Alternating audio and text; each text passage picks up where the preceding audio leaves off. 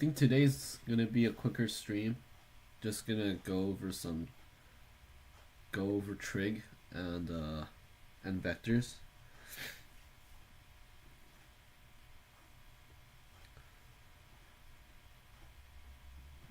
And I'll go over some questions as well.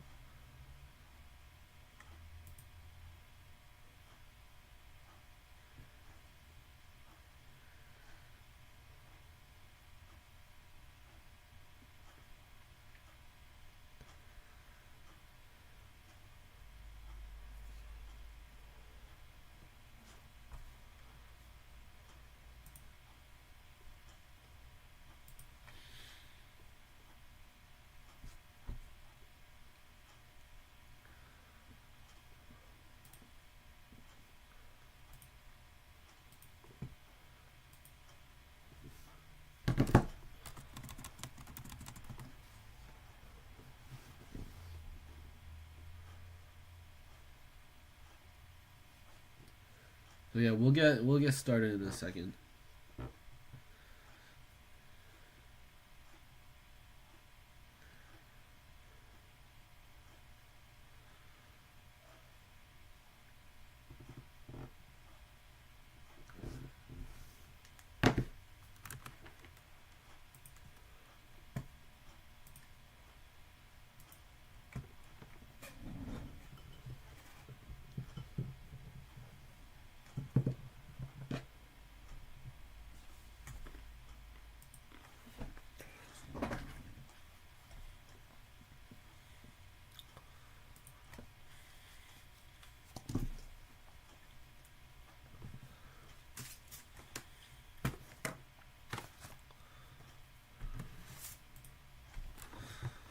All right.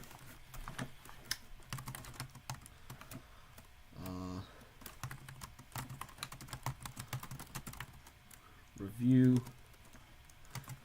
Unit 3. Oh yes. Unit 3. Unit 4.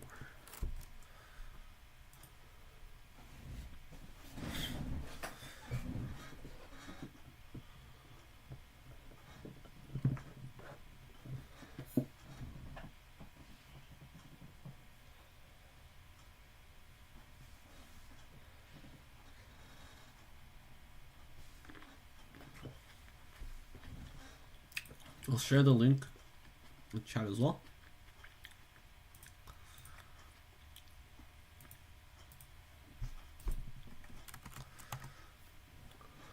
Feel free to come on and watch as we go through.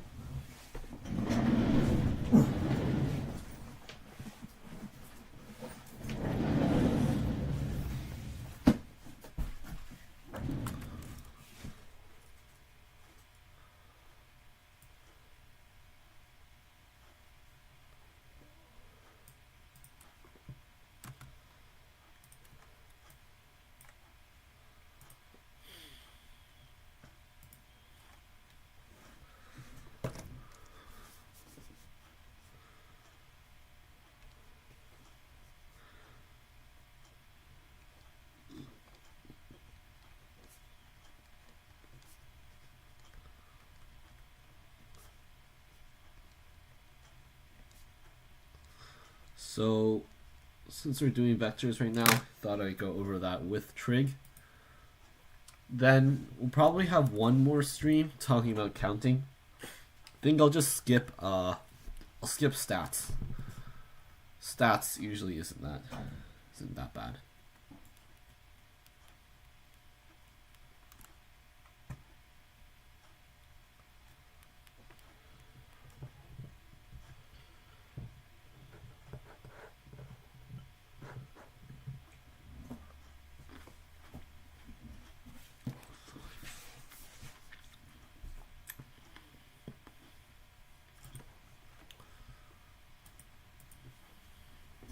Okay, so let's get started. Yeah, chat. If you have any questions, feel free to just type it, or you can DM me on Instagram.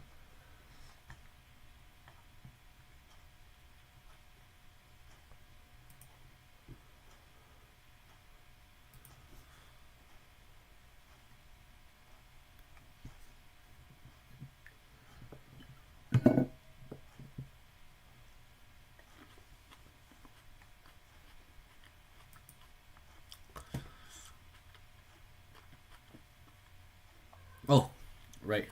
I guess I'll start with some questions. So, by the way, this is the website. This is the ACIB website that I've been working on. Still a work in progress, but there's some good resources on here. So,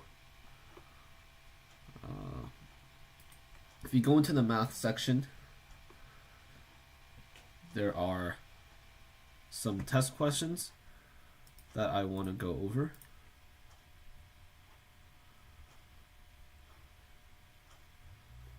Oh, no, that's the notes. That's the test, right? So, there was a question on this very last question here. So,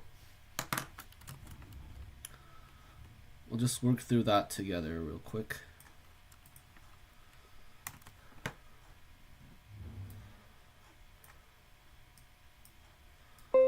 So first question says, prove that for the equations x over x minus a plus x over x minus b equals 1 to have two distinct real solutions, then a and b are either both positive or both negative. So this one isn't too difficult. Or I guess I'll skip part.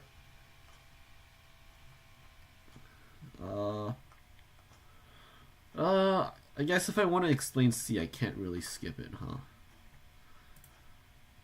Yeah, okay. I guess I'll just solve it then. So, we were given that x over x minus a plus x over x minus b equals 1.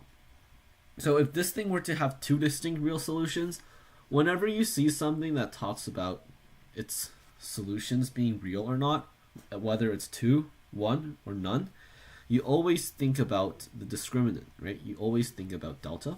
So to use delta, we need to write this in a standard form.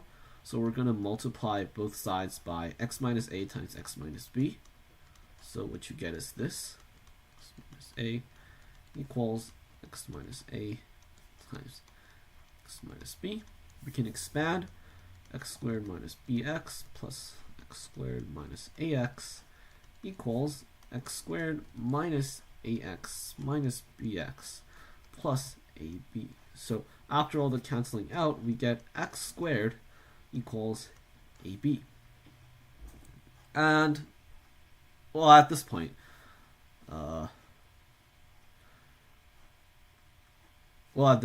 right, if x were to have two distinct real solutions, it's pretty obvious that this thing being a square, AB must be greater than 0.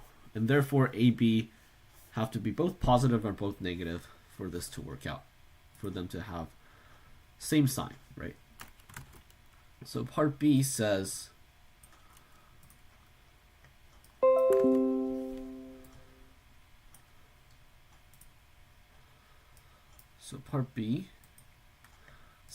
consider the same equation, except now we add c to the end, where c is not negative 1. Show that this equation has exactly one real solution if c squared equals negative 4ab over a minus b squared. So with this question, it was actually simple enough that we didn't have to use the discriminant at the end. But with this question, we will have to use the discriminant. Don't worry, you got it? It's fine. I'll just go over it anyways, just in case some other people are wondering.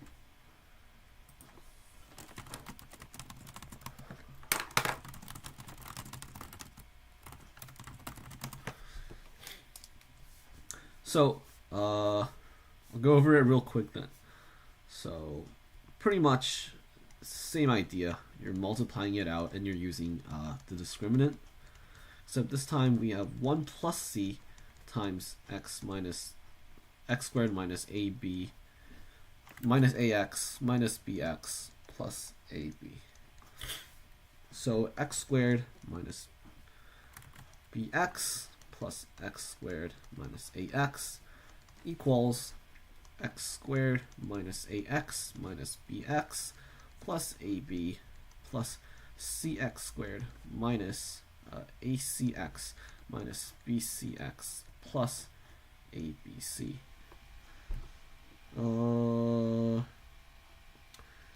There might be a better way to do this, but okay, let's take a look. Okay, so these would cancel out, right? Oh, actually, this isn't that bad. Okay, so x squareds cancel out, so we're left with 1 minus c x squared equals or plus ACX AC plus BC. I'll bring this I'll bring the c out as well. A plus b times c times x plus 1 plus c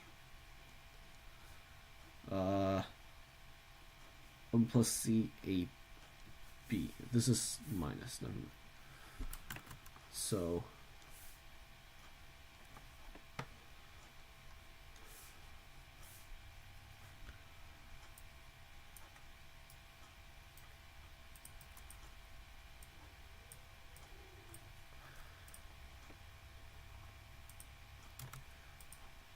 minus 1 plus c times ab. Right, not missing anything. I think I moved this by accident.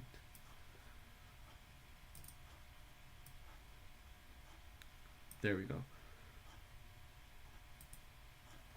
Right, so minus 1 plus CEB equals 0. And if you just set that determinant to equal 0, you should eventually end up with this. I won't go through the exact calculations.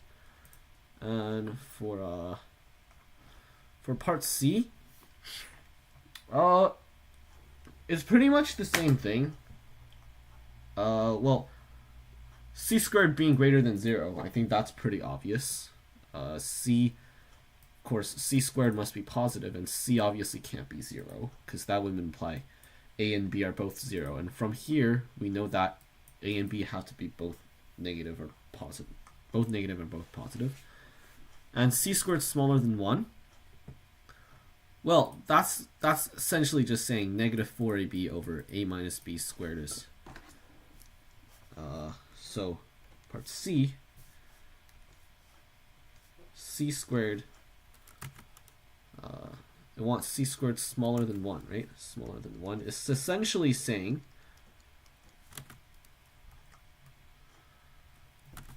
negative 4ab over a minus b squared is smaller than 1. Now, since a minus b is squared, I can multiply that about both sides and not worry about the sign. Smaller than a minus b squared. Then you would get 4ab smaller than a squared minus 2ab plus b squared.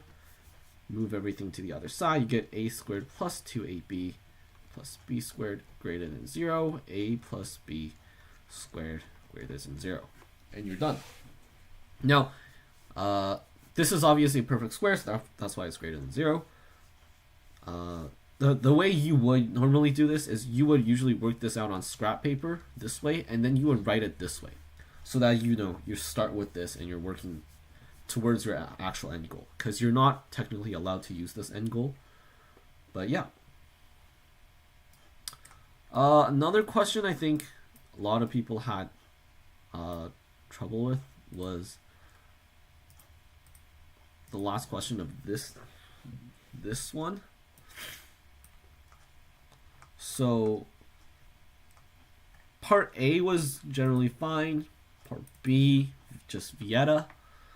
Part C, induction. This one was also not that bad. Part D, what are the roots of W1 over x minus 1? This is the root manipulation technique that I was talking about last time. But the roots would be 1 over r plus 1, right? So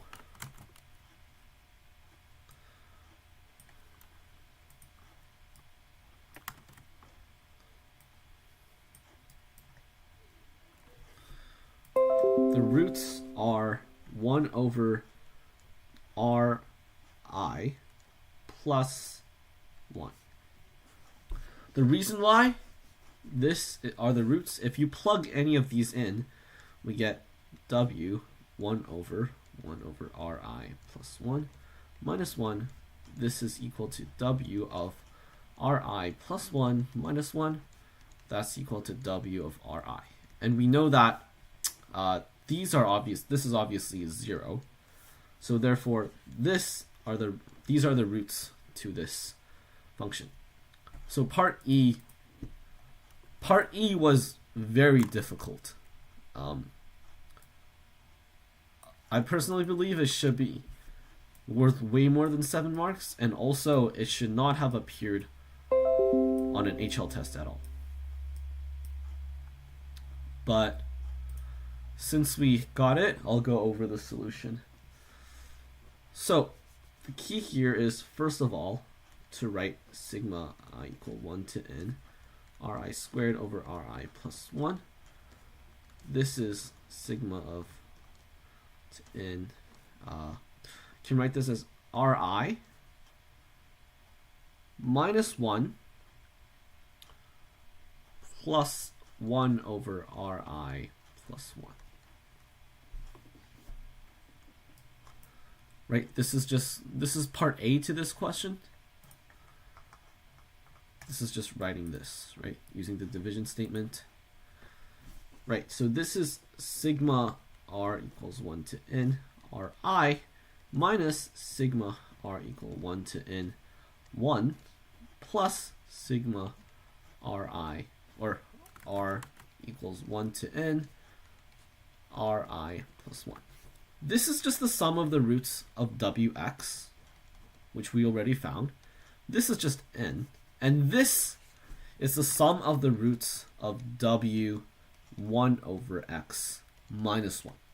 This is what part D was asking for. So now the point is, how do we find the sum of the roots of w 1 over x minus 1, right? So remember what definition they gave us for wx. The definition of wx is here. Right, so it's right here. X to the 2n plus x to the 2n minus 1 plus x to the 2n minus 2 all the way to 1.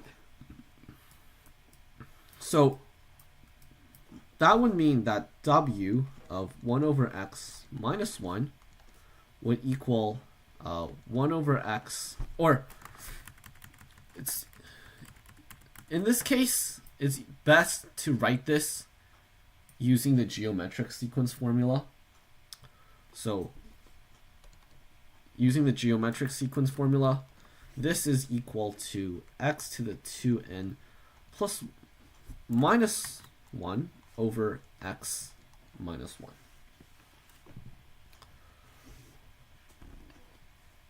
So this is just geometric sequence. 2n plus 1, sorry. 2n plus 1 minus 1 over x minus 1. Right. So using that, we can write w of 1 over x minus 1 equals 1 over x minus 1 to the 2n plus 1 minus 1 over 1 over x minus 1 minus 1, right? So if you simplify this a bit, we get 1 over x minus 1 to the 2n plus 1 minus 1 over 1 over x minus 2. Now this is not very fun to find the sum of the roots of, right? The point is, this is still not the best. This is not the form that we're trying to look for. So instead, we want to change this slightly so that we get a polynomial, right? Right now we're pretty close to a polynomial. Well, we have this in the denominator, which is kind of annoying. So we aim to get rid of that. So what we do is we multiply both sides by 1 over x minus 2. So this is what we get. Equals 1 over x minus 1 to the 2n plus 1 minus 1. Right, so that's the idea, separating the 1 over x minus 2. So instead, if we get a polynomial on this side now, the sum of the roots of this polynomial would instead now be the sum of the roots of this thing plus all the sum of the roots of this thing. Right? Now, one last thing here, 1 over x, when we expand it, it's not going to be a polynomial. So what we're going to do here is we're going to multiply both sides by x to the 2n plus 1. W 1 over x minus 1. Now what this does is when I multiply it in, so we get x times 1 over x minus 1 all to the power of 2n plus 1 minus x to the 2n plus 1. Now you see the x and the x cancel out, so what we get is 1 minus x to the power of 2n plus 1 minus x to the 2n plus 1. This is equivalent to, remember, to find the sum of the roots, we only need the coefficients of the first two terms. So the highest degree term here would be, since this is 2n plus 1 is an odd term, is negative x to the 2n plus 1. The next term would be plus 2n plus 1. This is binomial theorem. Choose one of x to the 2n. And then we subtract. Now obviously there's a bunch of stuff after this, as well as the x 2n plus 1 here. So what we end up with here is negative 2x to the 2n plus 1 plus 2n plus 1 times 2n all over 2 x to the 2n. And remember, the sum would then be this term over this term, the negative, so 2n plus 1, so the 2's just cancel out, times n all over 2. And the negative of that, so which is 2n plus 1 times n over 2. Oh, no, sorry. There's no n here, right? It's just 2n plus 1. So it's just 2n plus 1 over 2. Or n plus 1/2, right? So what this means, if we were to sum up all the roots on this side, we would get n plus 1/2. The sum of 2n plus x to the 2n plus 1, the roots in here is 0, because that's 0 times 2n plus 1. Sum here, the root here is 1/2. If you plug in 1/2, 1 over 1/2 is 2, 2 minus 2 is 0. Plus the sum of the roots in here, which I'll denote as SR. Right? So then we have this 0 plus 1/2 plus SR is equal to what we have here, so n plus 1/2. And therefore SR is equal to n. Finally, if we go back here, go back to what we have here, we get sum of the roots here, I think we got, should have been negative 1, minus n, right? Plus the sum of the roots here, which is also n. Oh, no. This thing, the sum of the roots here is negative n minus 1, minus n, which is here, plus n, which is the one that we just got, and we should get negative 1 minus n. I'm not quite sure if the sum of the roots of this thing is actually negative 1 minus n, but essentially it's just the sum of the roots of this thing.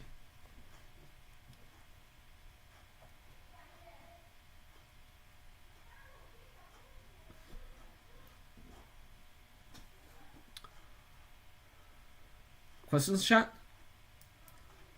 This was a pretty tough question. Definitely very tough for an HL exam. takes a lot of logical thinking and breakthroughs if you really want to get the answer. Especially like think about the time pressure when you're in an exam, right? Realistically, when you get to the last question of like part E of the last question, you probably have like 20 or 30 minutes left, right? It's not a lot of time. And to think of this, it's not an easy thing. All right, so we'll get started with the trig then.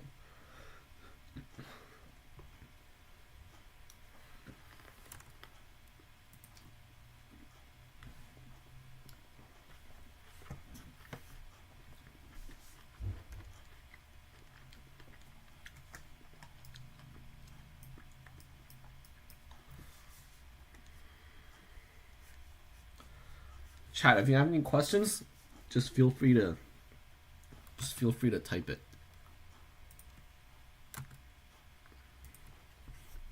All right. So trig. Let's see.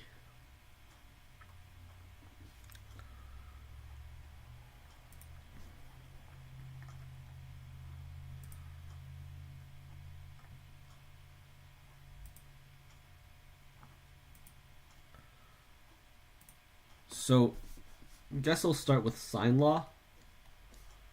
Or I guess I'll start with definitions, right? So given the unit circle, personally, I don't remember any of these angles. So I literally have to draw the unit circle in my head and then figure out the values.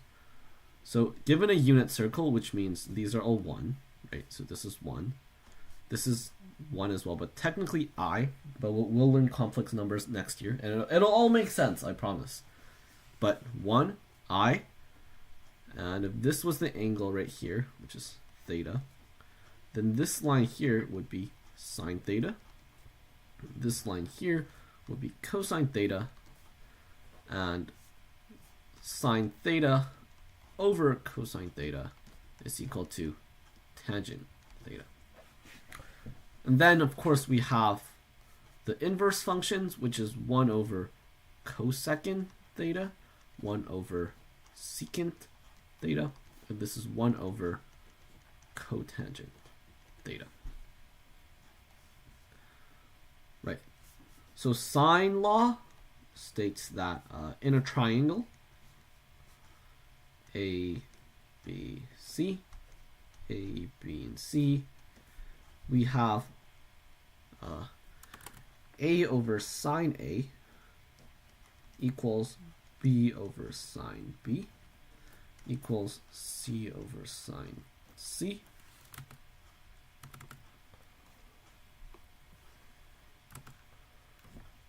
And then cosine law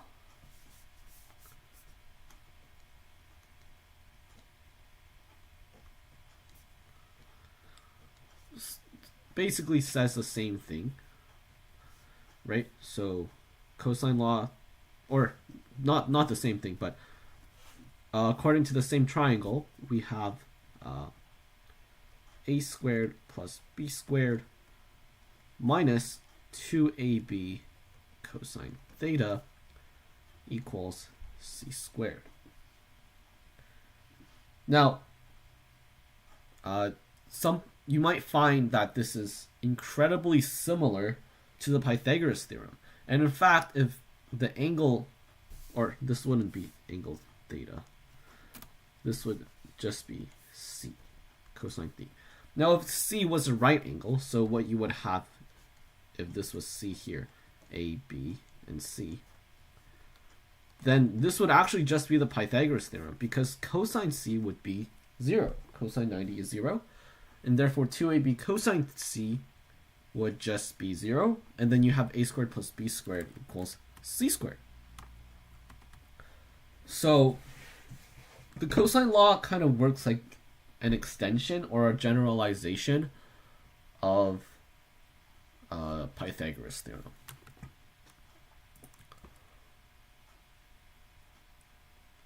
Radians, standard positions, special triangles. Special triangles is a big thing.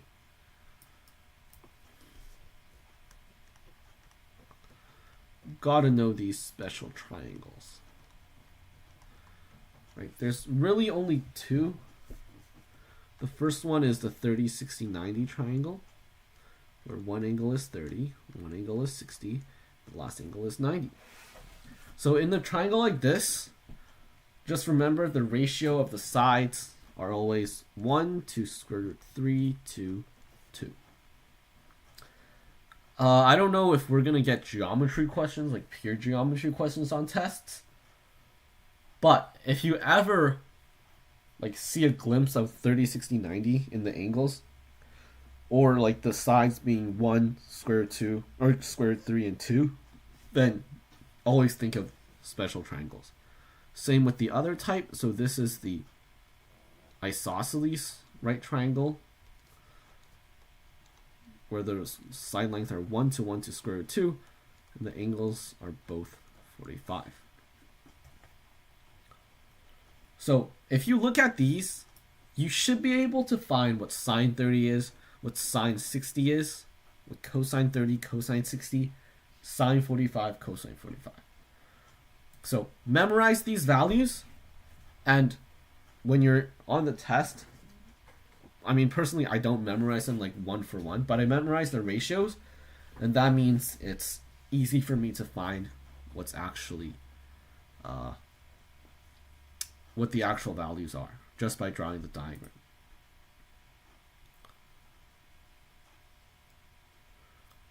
Remember, trig functions have a period, which means they repeat every once or so. For sine and cosine, it's 2 pi. Same with secant and cosecant. So up here, periods. For sine, it's 2 pi. Cosine, it's 2 pi. So same with secant, cosecant. I'll write it this way so it's not mixed up. Secant. But with tangent and cotangent, the period is pi. Right? And also another thing to know, sine is an odd function. What this means is that sine of x is equal to negative sine of negative x. It's hard to explain what it means visually, but it basically means that it's like a 180-degree rotation around the origin. Now, cosine and secant are even functions. So that means that cosine x is equal to negative, or it's just equal to negative, or cosine negative x. So this means it's pretty much just a reflection across the y-axis, right? And for tangent, it's also odd. So when you multiply or divide an odd and an even function, you actually get an odd function. Well, in this case, it is. So tangent x equals negative tangent negative x. So these are pretty important things to know. And obviously, going back to the unit circle here, draw another one. So some trig identities that you should know. First, obviously, we have the Pythagoras theorem. So that says sine squared theta plus cosine squared theta equals 1. This is pretty easy to visualize, you know. Or just draw it bigger. If this is theta, this would be sine theta, assuming this side is 1, right? This is cosine theta. So we have a right triangle, sine squared theta, cosine squared theta. Added up equals 1. Other trig identities, I guess I'll pull up the formula booklet just to make sure I have everything.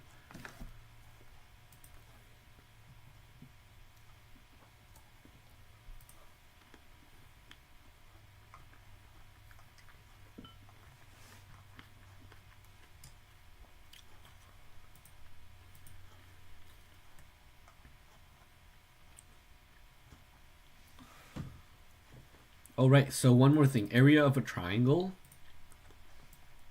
can also be calculated using the sine law. So,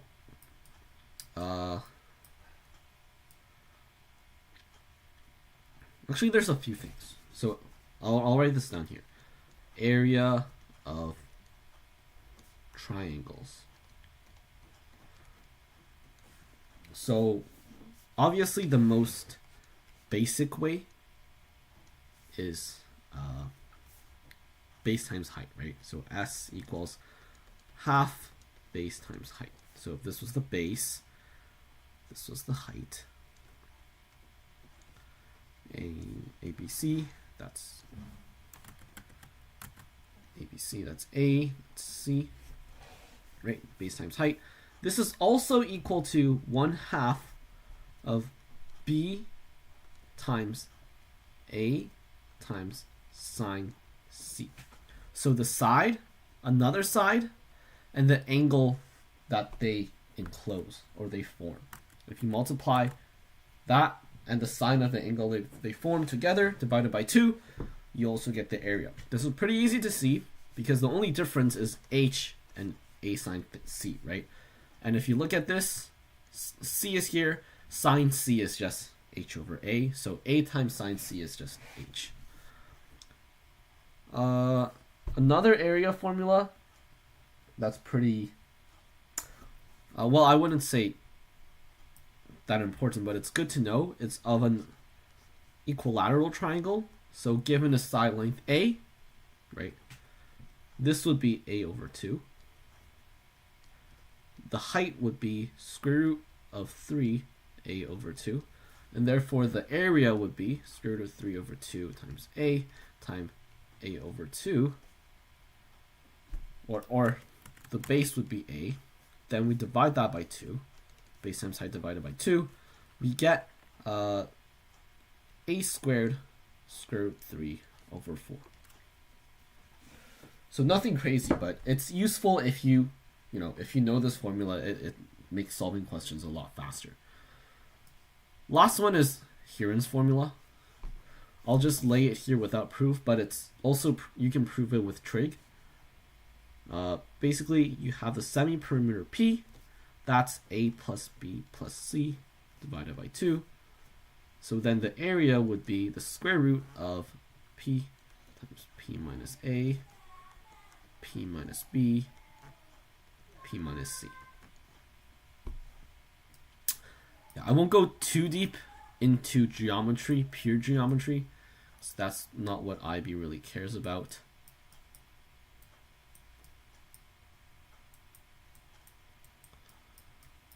Right, so we'll go back to trig identities. So after this one, the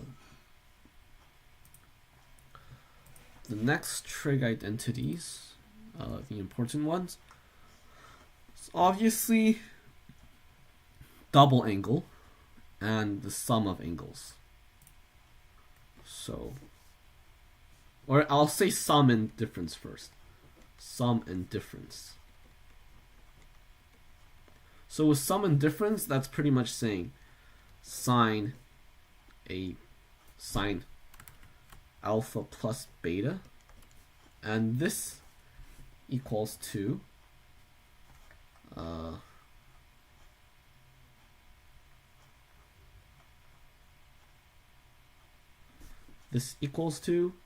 sine alpha cosine beta plus sine beta cosine alpha. So with sine, you can think of it this way. This is how I remember it. Since sine is odd, when the things that multiply each other are different, and it's added together, right? Now this means that sine alpha minus beta would just be sine alpha cosine negative beta. So you're pretty much subbing negative beta in for beta.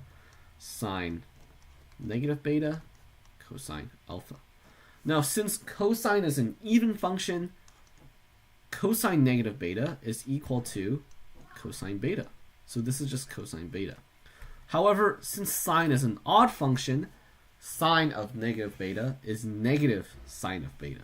So this is negative sine beta cosine alpha. So that's why the negative sign comes in.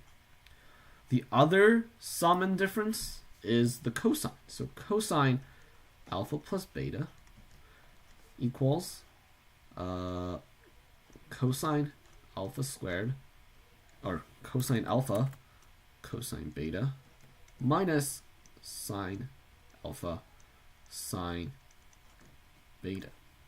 And same thing, then cosine alpha minus beta would be cosine alpha cosine negative beta minus sine alpha sine negative beta. Since cosine is an even function, cosine negative beta is just cosine beta. But since sine is an odd function, sine negative beta is equal to negative sine beta. So that makes this positive, and that's just sine beta. Right, so, and last one with tangent. Tangent alpha plus beta. Realistically, if you can remember the sine and alpha, or if you have that on the formula sheet, you can find tangent just by like putting the sine one over this. It's not too difficult of a calculation, but it's always good if you know it.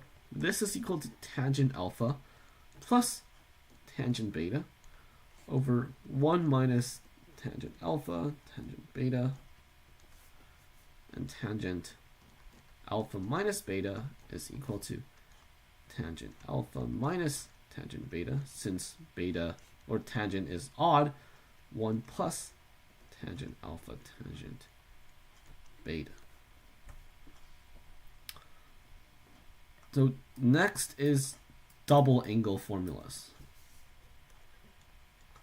Double angle formulas can pretty much be derived from the sum and angles. You just set alpha equals beta. So I won't go too into detail, but sine 2 theta is equal to 2 sine theta cosine theta. Cosine 2 theta, well, there's a few ways. You have cosine squared theta minus sine squared theta. If you add one and then subtract the other thing, so you get cosine theta minus sine squared theta plus cosine squared theta plus sine squared theta, and then you minus 1. Remember cosine theta squared and sine theta squared, when you add them, it equals 1, right? So I can add that and then subtract 1. That's still equal. So this would give 2 cosine squared theta minus 1, because the sine squared cancel out. Similarly, if you subtract, you get 1 minus 2 sine squared theta. Tangent to theta just equals 2 tangent theta over 1 minus tangent squared theta.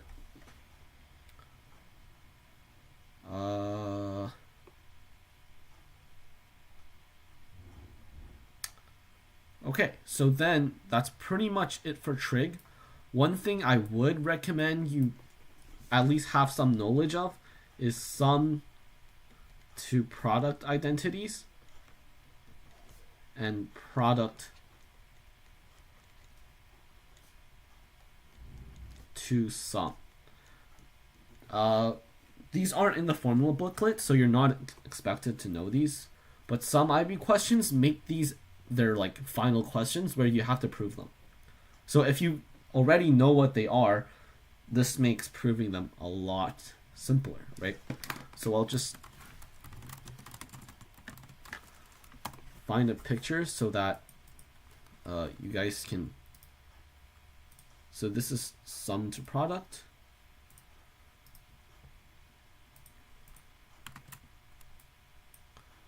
And then we also have product to sum identities.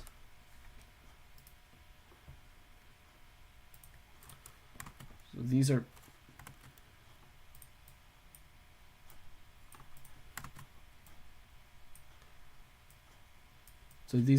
pretty similar. but they're not quite, given different a and b values that you're starting with, whether you're starting with the sum or the product. Okay, next up, we'll talk about vectors. So we're just learning about vectors right now, so it'll serve more as like a refresher than anything. So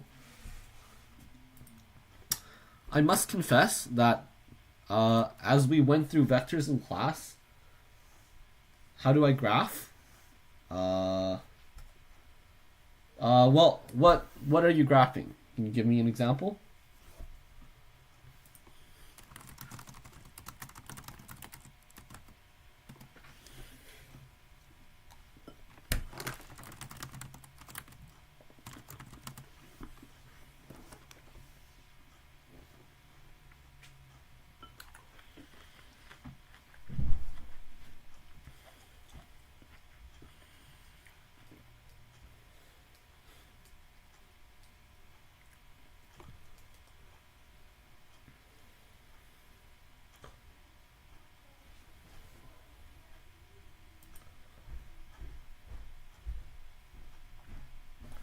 So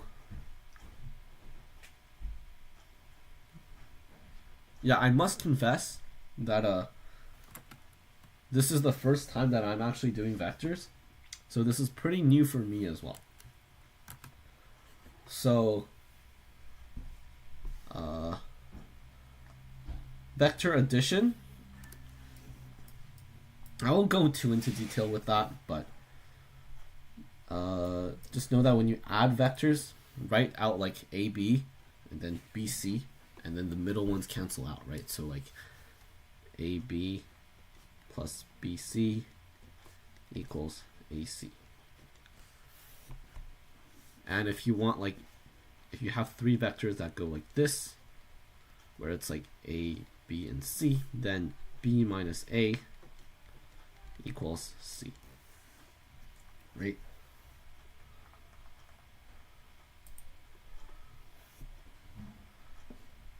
Ratio formula, it's just a ratio, so not too bad. Scalar product. Okay, so dot product. This is a pretty big one as it comes into understanding of planes and stuff soon. So the dot product or scalar product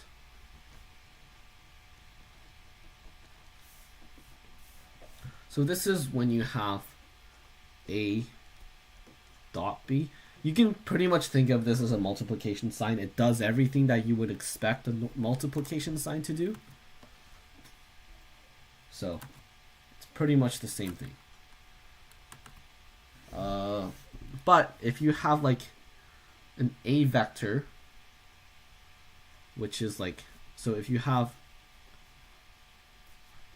well, this is, I'll write this out. So if you have like A is equal to A1, A2, and B vector is equal to B1, B2, then A dot B is equal to A1, B1 plus A2, B2. Now, since it's a scalar product, it loses its magnitude afterwards. The scalar product can also be represented as the magnitude of A times the magnitude of B times cosine of theta. So geometrically, what you can think of this as, let's say you're given a random vector A, a random vector B, and there's angle between them, right? So A and B. Geometrically, what you can think of this as is kind of like an area. So I know it seems, well, kind of sketchy, but I guess it doesn't really make sense, right? If you think about an area. Yeah, it's kind of how, like, if you think about it visually, right? If that's B, that's A, then cosine theta times B would be this length here. So an important thing is if theta equals 90, then cosine theta equals 0, and that means the dot product is equal to 0. Which makes sense, right? You know, it's like if B was here, then there's nothing like it being shadowed onto A.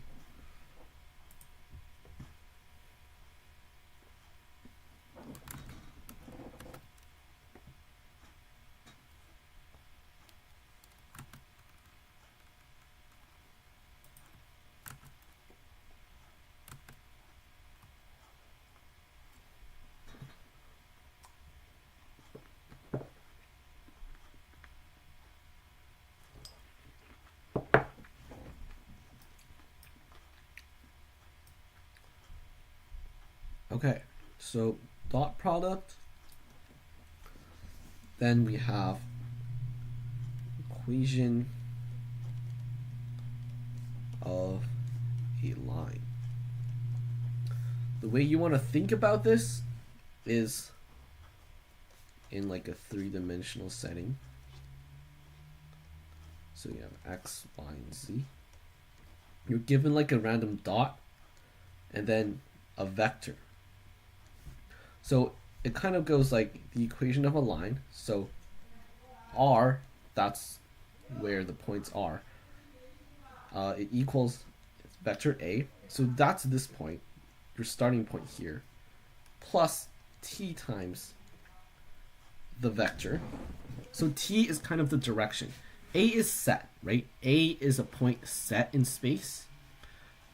V is the vector direction. So let's say this direction. T is just a scalar multiple. So if t equals 1, then we go here. If t equals 2, then we take another step. T equals 3, t equals -1, t equals -2. And you see how this graphs out a line, right? That's basically what vector equations, how vector equations work. So with vector equations, the other another way you can represent vector equations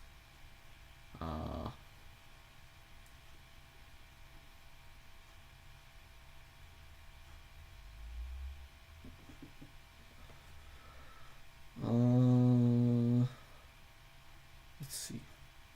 Oh, okay. So I'll talk about vector product first. So vector product, also called the cross product,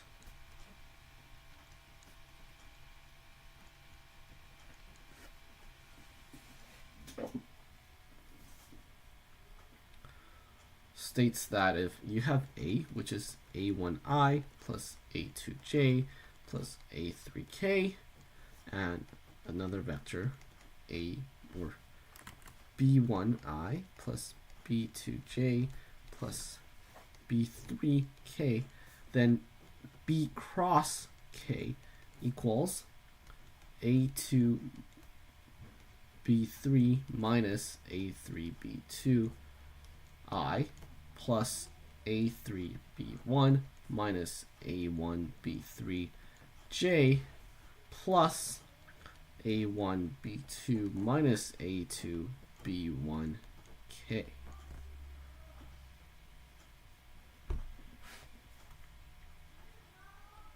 The vector product of two vectors is perpendicular to each of these vectors. So if you have like a plane and you had two vectors on it, this one and this one, you take the vector product of it, it will always give you the one that's perpendicular to both of these. In other words, this is the normal vector. So if you're ever given a plane and you forgot everything about, you forgot everything about how to find the normal, find 3 points on it. Find 1, 2, and 3. Find two vectors, take their cross product, and that's the normal vector.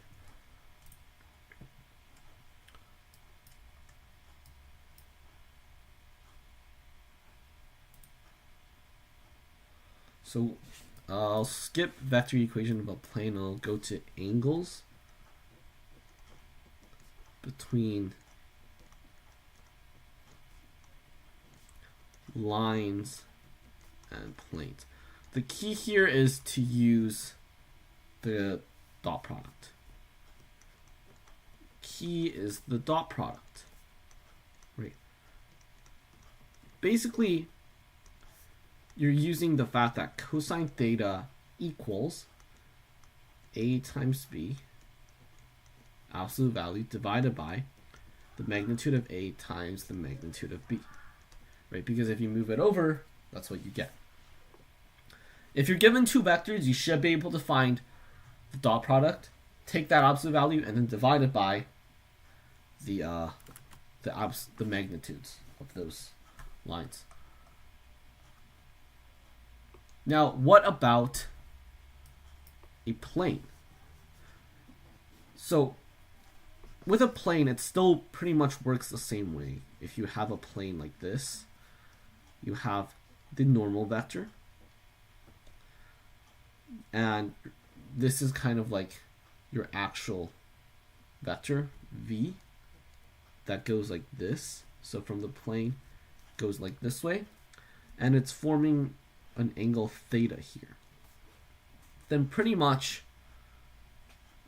sine theta is equal to, if we call this angle up here, alpha, is equal to cosine alpha, right?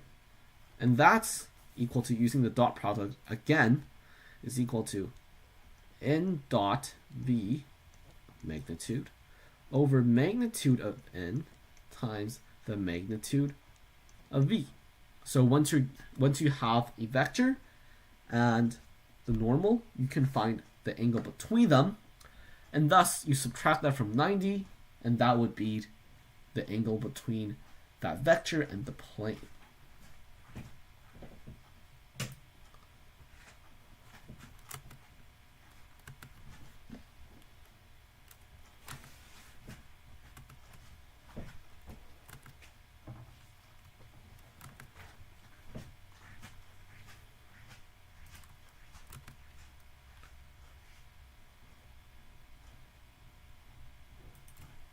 Right.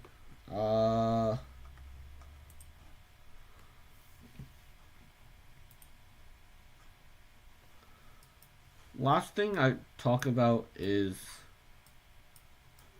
distance.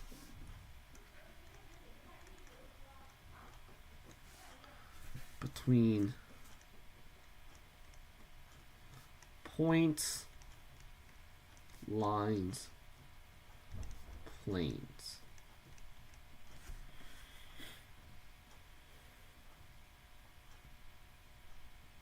So you want to find the shortest distance from a point to the plane.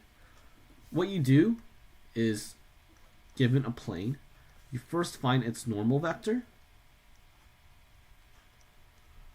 and then you take that normal vector and you start going down from that point, and eventually you're going to hit the plane, right? So if you have this normal vector, you take that normal vector and then you basically form a line with that, right? So you build a line from that point, and then you see where that line will intersect the plane.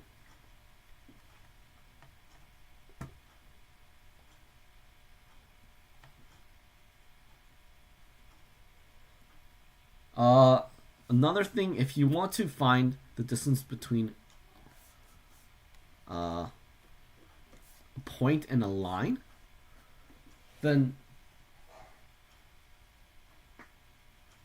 I mean, a point and line is generally not that bad, I guess.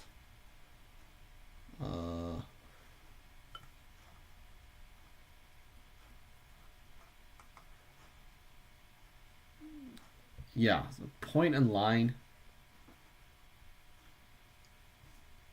essentially it's the right angle here, right?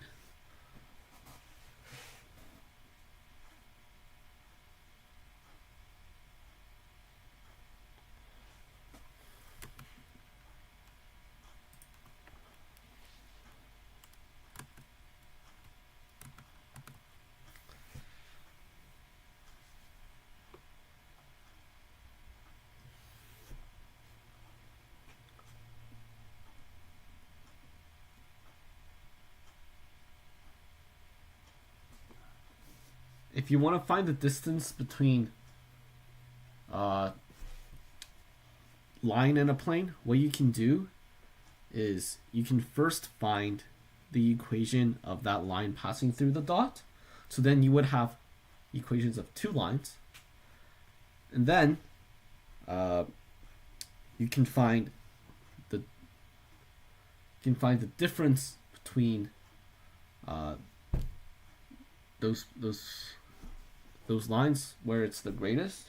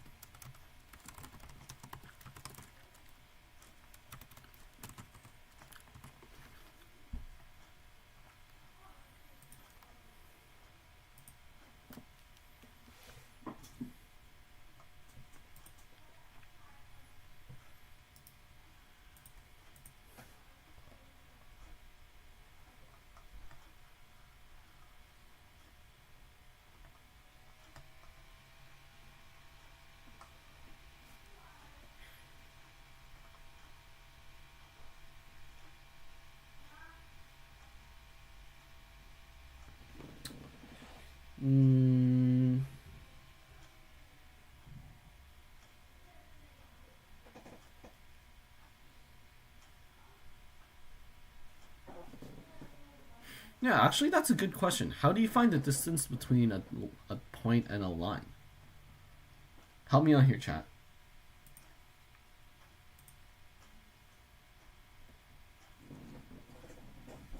So we're given a point and we're given a line. How do you find the shortest distance between them?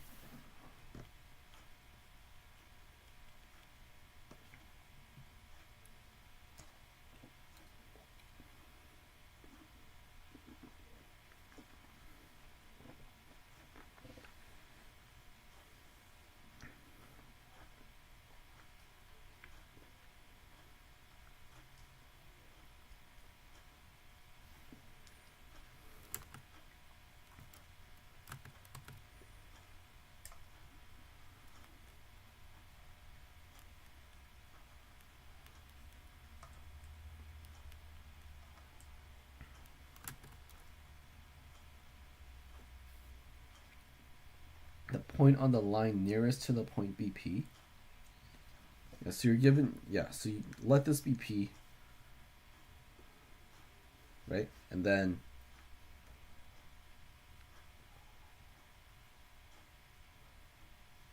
right, yeah, okay. So once again, it's the dot product, right? Yeah. So dot product, that's the key. Thank you, chat. Yep. Right, yeah.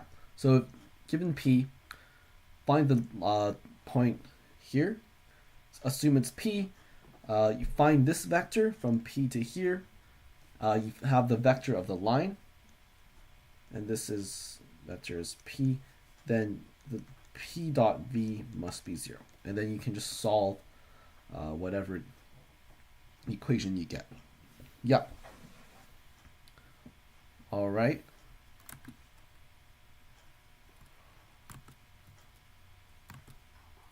So then, so with skew lines,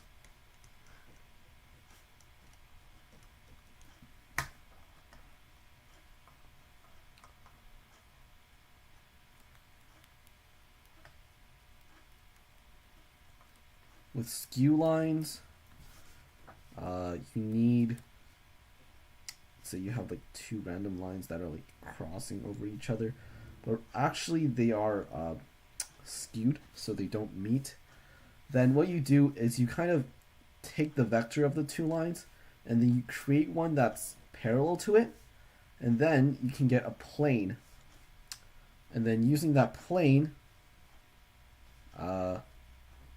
you can find the distance between any of the point here and the plane, or any of any of the points on this line realistically. So once you get the plane, you can get the normal. Once you get the normal, you can just retrace your steps. Right, okay. That's pretty much it for vectors. We don't go too deep into anything at all. So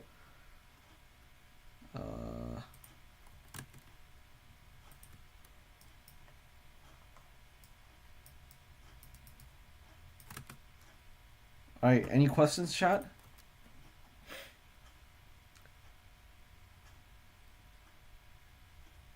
Yeah, today's gonna be a shorter stream. Probably gonna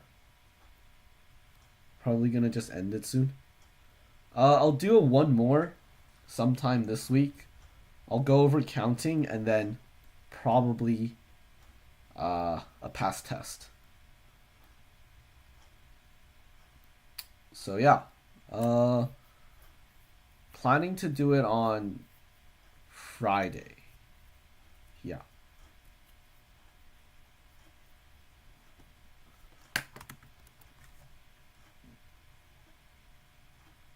So yeah, all right.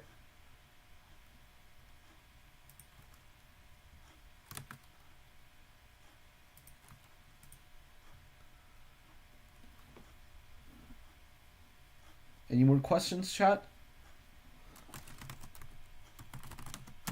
Any problems you want to explain? I can go over it on stream.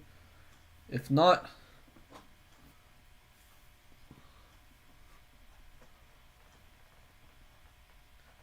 how ready is everyone for the test? Like, if you were to go in right now, do you think you can do it? I expect... I expect, like, at least 5 sevens. You're good? That's good. That's good. Good to hear. I expect at least, like, maybe even 10, I would say. 10 might be a bit much, but like 7 or 8. 7 or 8 sevens. It should like boost a lot of people's grades. So yeah, lock in for this last week. Don't drop off. This test can definitely change your grades. So yeah, next week we'll go over a past test. Yeah, maybe not 10. I'm thinking like 7 or 8. 10 would be pushing it, but yeah. About 7 or 8.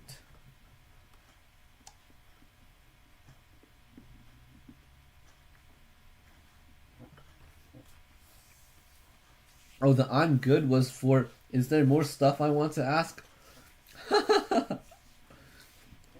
Life. It will change your life, guys. Like, genuinely. Yeah, this week can change your life, guys. Like, lock in, focus. Do you think it'll be easier than the unit test in terms of problem solving? If you're talking about this question, then definitely. There's no way this question's gonna appear again.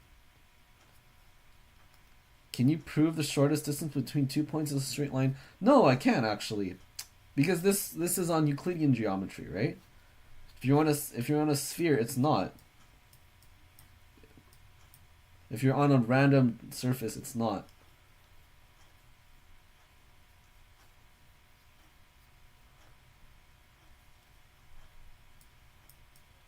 Just kind of crazy, but 5 is absolutely unacceptable.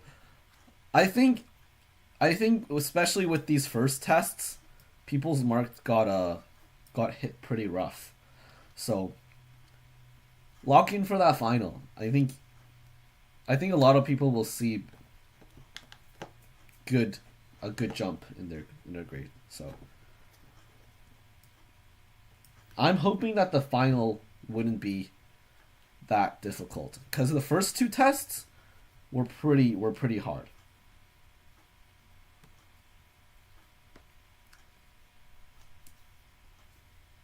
What do you mean? I never said 5 is fine. Yeah, like At least aim for a 6, right?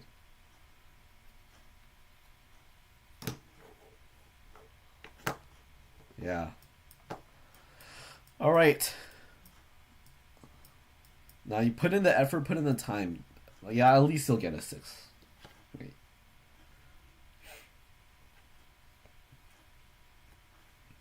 Oh, okay. Yeah. You'll get a 5.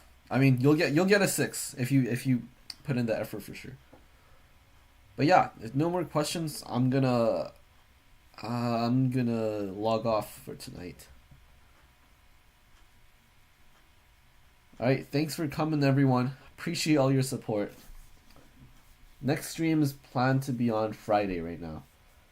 I might do a physics stream sometime during the week. Maybe Thursday. Or maybe I'll do one on the weekend. But one more physics, one more math stream before the test. Yep, appreciate you guys for coming. No problem, guys.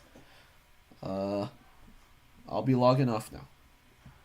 Yeah, see you guys. Peace.